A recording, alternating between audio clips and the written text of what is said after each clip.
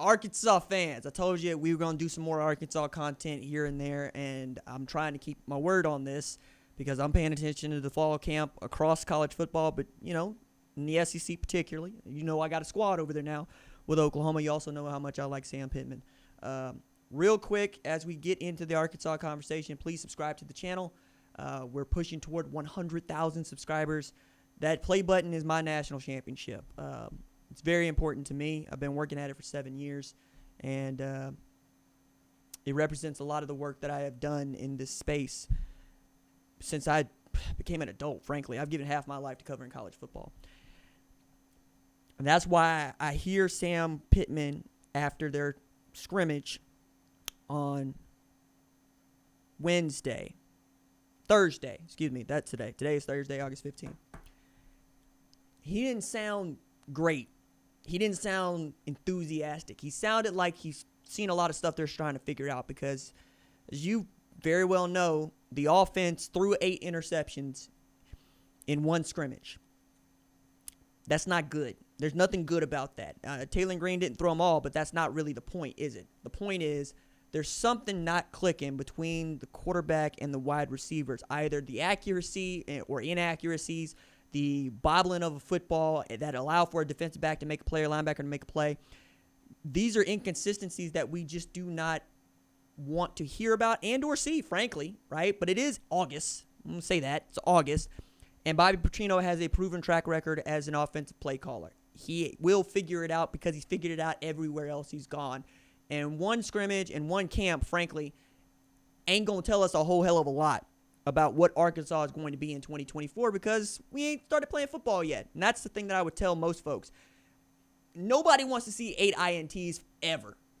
Nobody. Not nobody, okay? There's no way to feel good about that. What you can feel good about is, all right, now they're figuring out what they're not capable of or what they are capable of, and they're going to go do that. I'm sure that they're going to show some depth at positions that, frankly, they need to. I can't wait to see what Jaquindon Jackson is actually going to do at that tailback spot. I think he can be as good for them as Rocket Sanders was in 2022. I think he can be an all-SEC tailback. That's a guy that used to be quarterback at Duncanville in Texas and was supposed to go to, Texas to play quarterback for Tom Herman, basically be a glorified fullback running that, that spread option that they love to run, that little triple option that we run out of spread. I think that dude's pretty damn good with the ball in his hands, and he's proven that he can be on a football team that wins a conference championship at a major level because he did it at Utah with the transfer where he moved to tailback after playing quarterback at Texas. The things that I think most Arkansas fans are going to worry about are Travis's defense. Running cover 0, 50 snaps out of all the snaps you're going to run all year is a lot. Running cover 0, period, is something that most defensive coordinators just won't do. It's something you do in EA Sports College Football 25 because you're playing against other people that think they know football but don't really know football, so you have to really come up with ways to strategize against those things. But for the most part, I don't even run cover 0 in EA Sports College Football 25, and I've won national championships in Ultimate Team. It's just not something I'm going to do. I don't feel comfortable about that. You're not always going to get home. That's the problem with it. You're not always going to get home, and you know what? Assume that if you send 6, that they can pick up 6. Assume that if you send 7, that one of those guys is going to have to make a play or bull rush or get by, and then you're going to have a quarterback who's, frankly, not good at getting the ball out of his hands. I assume that most quarterbacks in the SEC can get the ball out of their hands, and I assume that most offensive lines in the SEC can pick up a blitz, okay?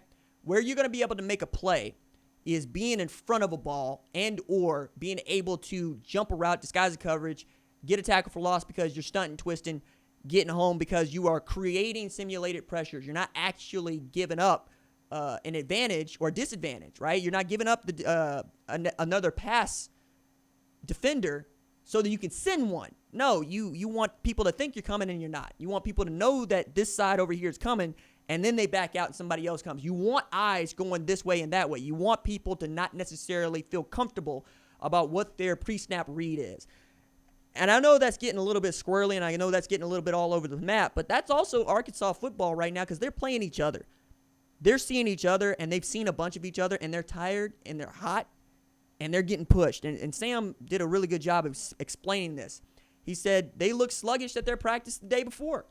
They look tired today, but they're also pushing them all the way through Monday before they start to dial it down just a little bit, because you got to start playing football in a meaningful way real quick, fast, in a hurry. I mean, after Pine Bluff, it's get on the good foot because you got Oklahoma State at 11 a.m. That's what it is. That's a program that expects to contend for the Big 12 championship and contend for a spot in the college football playoff. And it don't stop after that. They've got a real hard road, but that's nothing new to Arkansas. That's a nice thing. Ain't nothing new to Arkansas. The rewards are immense because the schedule is immense.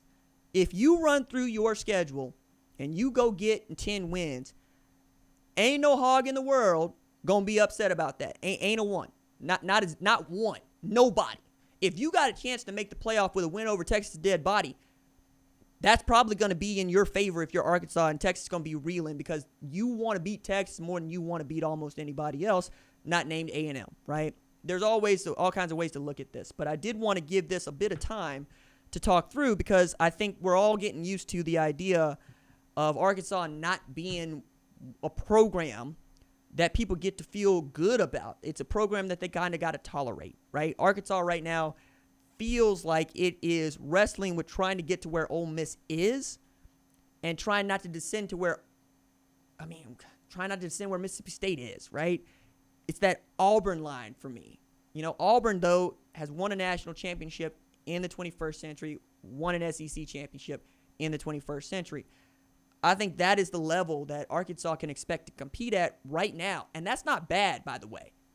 I mean, Hugh Freeze had both Alabama and Georgia dead to rights. Dead to rights. Had them nailed to the wall. Still didn't put together a season worth of damn by his standards. Still couldn't throw the ball with Peyton Thorne to save their lives.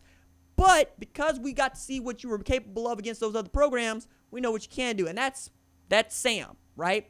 When it comes time to play ball, that is all he needs you to do. Rise to the level of the competition that you're going to face, and you will be great.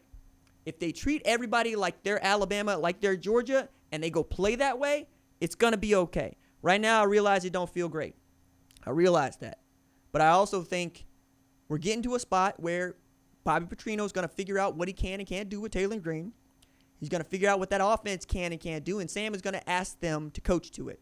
Okay? You're going to get better in pass protection. You're going to get ready to run the football because Sam is an offensive line coach, period. Just period. And quietly one of the best offensive line coaches who has ever lived. I mean, between Sam Pittman and Bill Bedenbaugh, I live in an age where I refer to those guys like other folks refer to Howard Mudd, right? So I'm not that concerned about it. Defensive line, need a little help. You need a little help. But I hope that's something you can overcome, and maybe that's why you were sending so many last year.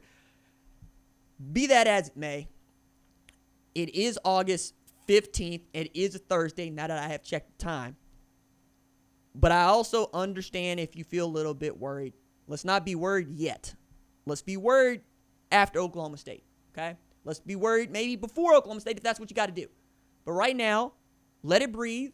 Remember that that this is camp and that you're going to have crappy scrimmages, crappy practices. It's not necessarily indicative of the season to come.